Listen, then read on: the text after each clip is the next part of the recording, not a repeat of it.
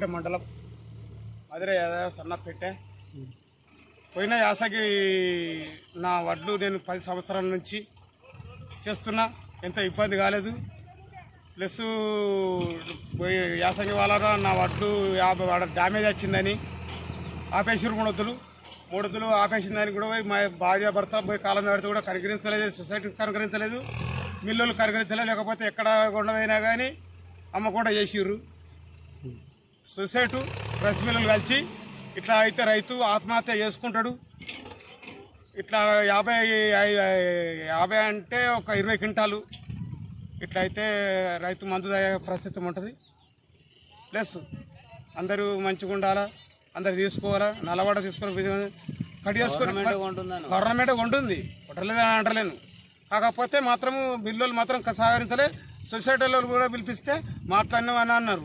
మాట్లాడితే కూడా అయిపోయిందిరా, నేను డామేజ్ ఎక్కడైనా అమ్ముకోవచ్చు అంటే ఎక్కడ పోయినా తీసుకోలేదు. పోయినాక కూడా అక్కడ 3 వద్దులు ఉంటే కూడా మళ్ళీ తీసుకొస్తే మర్ర ఇక్కడ ఇబ్బంది అక్కడ ఇబ్బంది ఎందుకని ఇక నేను మా భార్య భర్తలు ఏడ్చుకుంటూ వచ్చి కాలం దగ్గర సొసైటీ వాళ్ళు కనుకరించలేదు, క్రమించలేదు. వచ్చిందని కడిగేసారు. 50 సంచులు అంటే 20 క్వింటాలు. నీకు ఎన్ని క్వింటాలు పండినాయి? నాకు 100 పైన వాడు ఉంటుంది. 100 క్వింటాలు 250 సంచులు కట్ చేసి 250లో 50 కట్ చేసారు. 250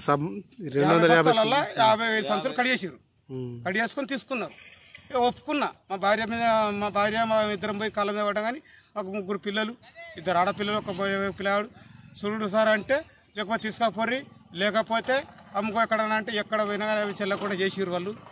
వాళ్ళు సొసైటీ నుంచి కావచ్చు, రైస్ మిల్ నుంచి కావచ్చు.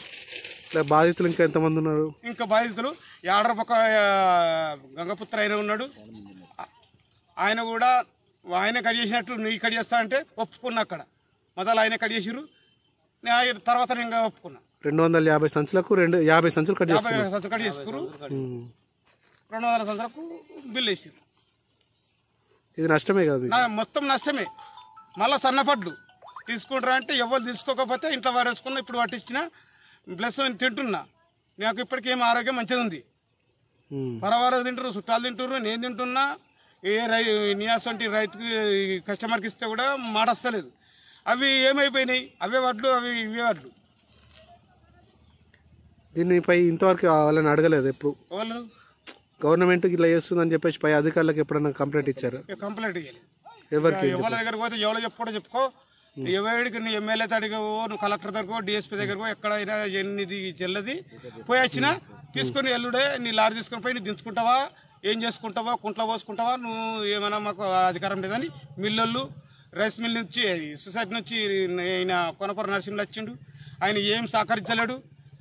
రైస్ మిల్లులు కూడా ఏం సహకరించలేడు. ఊరు అన్న తర్వాత మళ్ళీ ఏదో రైస్ మిల్ కాదు, మన రైస్ మిల్లు ఏ మిల్లుకైనా ఇవి 40-20 నీవు తీసుకొని ఏమైనా చేసుకోని మాకు ఎక్కడ 40 అని మన లోకల్ రైస్ మిల్లులు కూడా సహకరించలేదు. ఇది ముచ్చట. ఇట్లా అయితే రైతు బతకలేడు, ఆత్మహత్య అవుతుంది. ఇట్లా 50 సంచులు పోతే 20 క్వింటాలు అంటే 50,000 రూపాయలు. ఏడగలుగుతాడు? పిల్లలు అమ్ముకొని తెస్తాడా వాడిది కథ? 10 మంది ఆగాలి. 10 మంది ఆగి ఏదో నేను మొదటి కష్టం ఏదో చేసుకొని నా పిల్లలు, నా భార్య ఆరోగ్యం బాగుండదు.